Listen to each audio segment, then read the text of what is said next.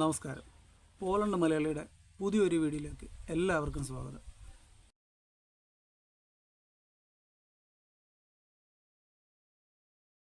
ഇന്നത്തെ വീഡിയോ പോളണ്ടിലേക്ക് വരാൻ നിൽക്കുന്നവർക്ക് വേണ്ടിയിട്ടുള്ള വീഡിയോ ആണ്. നമ്മൾ നാട്ടിൽ നിന്ന് വരുമ്പോൾ അത്യാവശ്യം കൊണ്ടുവരേണ്ടുള്ള സാധനങ്ങളെ പറ്റിയുള്ള വീഡിയോ ആണ്. അതിൽ പ്രധാനമായിട്ടും നമ്മുടെ ഹെൽത്ത്, നമ്മൾ ആരോഗ്യമാണല്ലോ നമ്മൾ ആദ്യം നോക്കേണ്ടുള്ളത്. അപ്പോൾ നാട്ടിൽ നിന്ന് വരുന്നതിന് മുമ്പ് നമ്മൾ നല്ലൊരു മെഡിക്കൽ ചെക്കപ്പൊക്കെ ചെയ്ത് അതിനുശേഷം ആവശ്യമുള്ള മരുന്നുകൾ കൊണ്ടുവരിക. ഇത് പ്രധാനമായിട്ടും പറയാനുള്ള കാര്യമെന്ന് പറഞ്ഞാൽ, ഇവിടെ ഹോസ്പിറ്റലിൽ പോകുന്നത് വളരെ ബുദ്ധിമുട്ടുള്ളൊരു കാര്യമാണ്. ഞാൻ എൻ്റെ നേരത്തെ ഒരു വീഡിയോയിൽ ഞാൻ ഈ കാര്യം ഞാൻ പറഞ്ഞിട്ടുണ്ട്. നമുക്ക് ഹോസ്പിറ്റലിൽ പോകുന്നത് ഭയങ്കര ബുദ്ധിമുട്ടാണ്. നമുക്ക് ഇന്നത്തെ ഒരു ദിവസം അങ്ങോട്ട് ചെന്നാൽ ഉടനെ നമുക്ക് ഡോക്ടറെ കാണാൻ പറ്റില്ല. അപ്പോയിൻമെൻറ്റ് ആദ്യമേ തന്നെ എടുക്കണം. അപ്പോയിൻമെൻറ്റ് കിട്ടുക എന്ന് പറയുന്നത് വളരെ ബുദ്ധിമുട്ടുള്ളൊരു കാര്യമാണ്. വളരെ ചുരുക്കം ചില സ്ഥലങ്ങളിൽ ചിലപ്പോൾ അന്നത്തെ ദിവസം നമുക്ക് ഡോക്ടറെ കാണാൻ പറ്റുമായിരിക്കും. പക്ഷേ കൂടുതലും നമ്മൾ അപ്പോയിൻമെൻറ്റ് എടുക്കണം, എങ്കിൽ മാത്രമേ നമുക്ക് ഡോക്ടറെ കാണാൻ പറ്റത്തുള്ളൂ. അപ്പോയിൻമെൻറ്റ് കിട്ടാൻ വലിയ പാടാണ്. അപ്പോൾ നമ്മൾ നേരത്തെ അല്ലെങ്കിൽ നമ്മളെ കമ്പനിയിൽ നമ്മളെ കോർഡിനേറ്ററുമായിട്ട് ബന്ധപ്പെടുക, അവരോട് പറയുക. അപ്പോൾ അവർ ചിലപ്പോൾ പെട്ടെന്ന് തന്നെ എടുത്തു തരും. നമുക്ക് കിട്ടാൻ വലിയ ബുദ്ധിമുട്ടുള്ള കാര്യമാണ് കേട്ടോ. അപ്പോൾ അത് ഒന്ന് ശ്രദ്ധിക്കുക. നല്ല രീതിയിൽ നമ്മളെ നാട്ടിൽ നിന്ന് വരുമ്പോൾ എന്തെങ്കിലും പ്രശ്നം ഉണ്ടെങ്കിൽ, ഇനി പ്രശ്നങ്ങളില്ലാത്തവരാണെങ്കിലും ഒന്ന് പോയി മെഡിക്കൽ ചെക്കപ്പൊക്കെ ചെയ്യുന്നത് വളരെ നല്ലതായിരിക്കും. അത് മസ്റ്റായിട്ട് നമ്മൾ ചെയ്തിരിക്കണം. കാരണം ഇവിടുത്തെ കാലാവസ്ഥയിൽ നമുക്ക് പലതരത്തിലുള്ള അസുഖങ്ങളൊക്കെ ഉണ്ടാവാം. അപ്പോൾ നാട്ടിൽ നിന്ന് നമുക്ക് മരുന്നൊക്കെ കൊണ്ടുവന്നാൽ അത് നമുക്ക് പ്രയോജനപ്പെടും. ഇനി നമുക്ക് അത്യാവശ്യം ഇങ്ങോട്ട് കൊണ്ടുവരേണ്ടുള്ള സാധനങ്ങളെന്ന് പറയുന്നത് ആഹാര സാധനങ്ങളാണ്. ഇവിടെ നമുക്ക് അക്കോമഡേഷൻ ഉണ്ടാവും. ഫുഡ് ഒരു കമ്പനി ഇവിടെ പ്രൊവൈഡ് ചെയ്യുന്നില്ല. വളരെ ചുരുക്കം ചില കമ്പനികൾ ഒന്നോ രണ്ടോ നേരത്തെ ഭക്ഷണം കൊടുക്കുന്നുണ്ട്.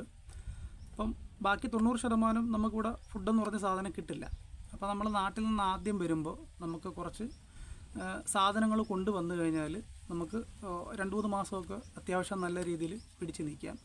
വലിയ പൈസയൊന്നും ചിലവാകാതെ നമുക്ക് പിടിച്ച് നിൽക്കാൻ പറ്റും.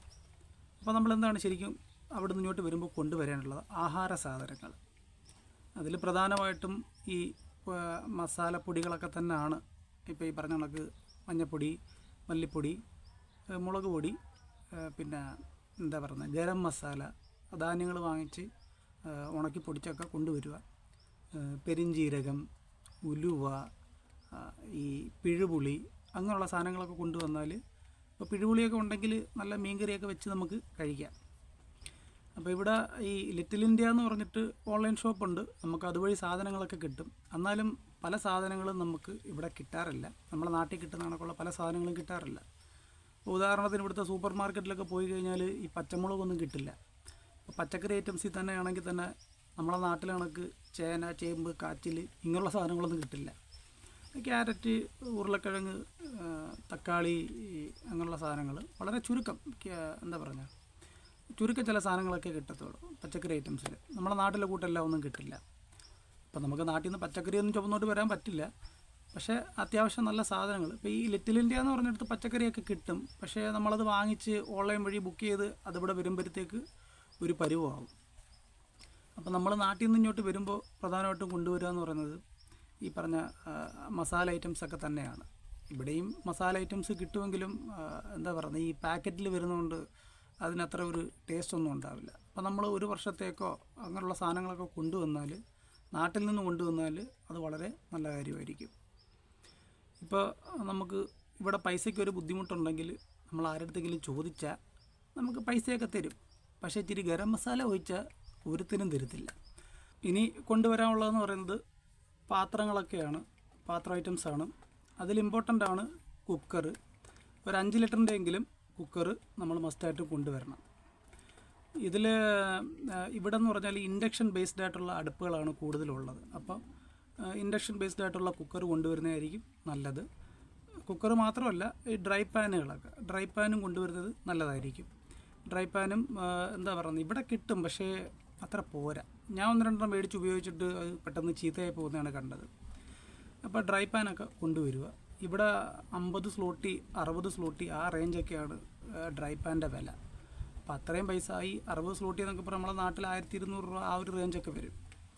അപ്പോൾ 1200 രൂപയ്ക്കൊക്കെ നമ്മളെ നാട്ടിൽ ഒരു സെറ്റ് സാധനം കിട്ടും. നല്ല ഡ്രൈ പാൻ തന്നെ കിട്ടുകയും ചെയ്യും. അപ്പോൾ അതൊക്കെ കൊണ്ടുവരാൻ ശ്രമിക്കുക. പിന്നെ ഇതേണ്ട നമ്മളെ ചിരട്ടപ്പുട്ടുണ്ടാക്കില്ലേ, ഇതൊരെണ്ണം കൊണ്ടുവന്നാൽ നല്ലതായിരിക്കും. ഇതാകുമ്പോൾ കുക്കറിന് മുകളിൽ വെക്കാം, വല്ലപ്പോഴും പുട്ട് ഒഴുകി തിന്നാം. ഇതും കൊണ്ടുവരാൻ ശ്രമിക്കുക. അരിപ്പ് ഇവിടെ കിട്ടും, പക്ഷേ പ്ലാസ്റ്റിക്കാണ് ഇവിടെ കിട്ടുന്നത്. ഇതാകുമ്പം നല്ലതല്ലേ, അപ്പം നമ്മളെ നാട്ടിൽ നിന്ന് ഒരെണ്ണം കൊണ്ടുവന്നാൽ നല്ലതായിരിക്കും. പിന്നീടുള്ളതെന്ന് പറയുന്നത് ഇതേണ്ട അഡാപ്റ്റർ. ഇതൊരെണ്ണം മസ്റ്റായിട്ടും കൊണ്ടുവന്നിരിക്കണം. ഇത് കടകളിൽ കിട്ടാൻ വലിയ പാടാണ്. ഞാനിത് ഫ്ലിപ്കാർട്ടിൽ നിന്ന് ഓർഡർ ചെയ്താണ് വരുത്തിച്ചത്. ഇത് കൊണ്ടുവരാൻ ശ്രമിക്കുക. ഇനി അഥവാ ഇത് കിട്ടിയില്ലെങ്കിൽ വേണ്ട ഇതൊരെണ്ണം കൊണ്ടുവരിക. ഇത് ആകുമ്പോൾ കടകളിലൊക്കെ കിട്ടും. മറ്റേത് ഈ സാധനം തന്നെ മേടിച്ചുകൊണ്ട് വരാൻ നോക്കണം. അത് കിട്ടിയില്ലെങ്കിൽ ഇത് നോക്കുക. പിന്നീടുള്ളതെന്ന് പറയുന്നത് വളരെ പ്രധാനപ്പെട്ടൊരു സാധനമാണ് മഗ്. ഇത് മസ്റ്റായിട്ടും കൊണ്ടുവന്നിരിക്കണം. കാരണം ഇവിടെ പേപ്പറാണ് പതിവ്.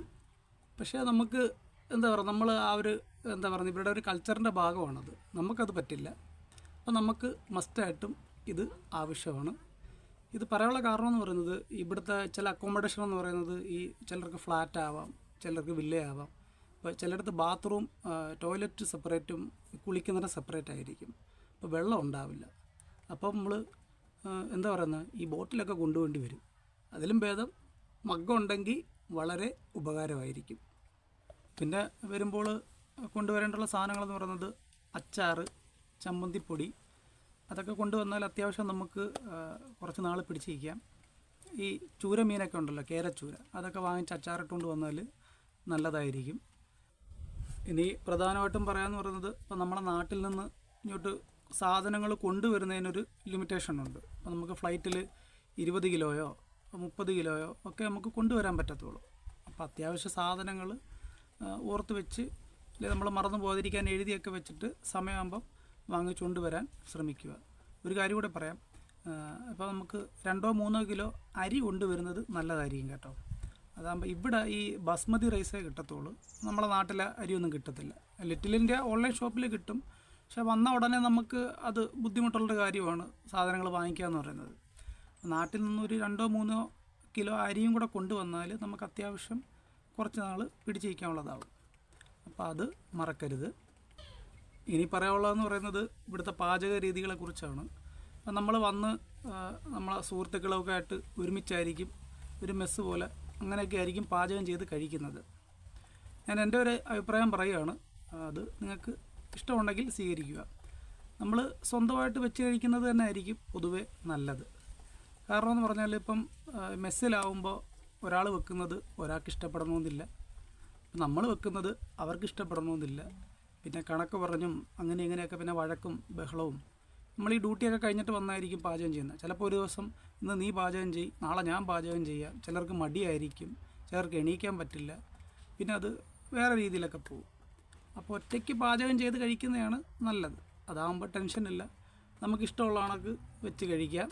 ഒരു ദിവസം ഇനി പുറത്ത് പോയി കഴിക്കണമെങ്കിൽ അങ്ങനെയും ചെയ്യാം. ഇതെൻ്റെ അഭിപ്രായമാണ് കേട്ടോ. പിന്നെ നമുക്ക് പാചകം അറിയത്തില്ല, അപ്പോൾ എനിക്കൊന്നും അറിയത്തില്ലായിരുന്നു, പാചകമൊന്നും അറിയത്തില്ലായിരുന്നു. ഞാനിവിടെ വന്ന് ആദ്യമേ 2-3 സുഹൃത്തുക്കളൊക്കെ ചേർന്നാണ് പാചകം ചെയ്ത് കഴിച്ചത്.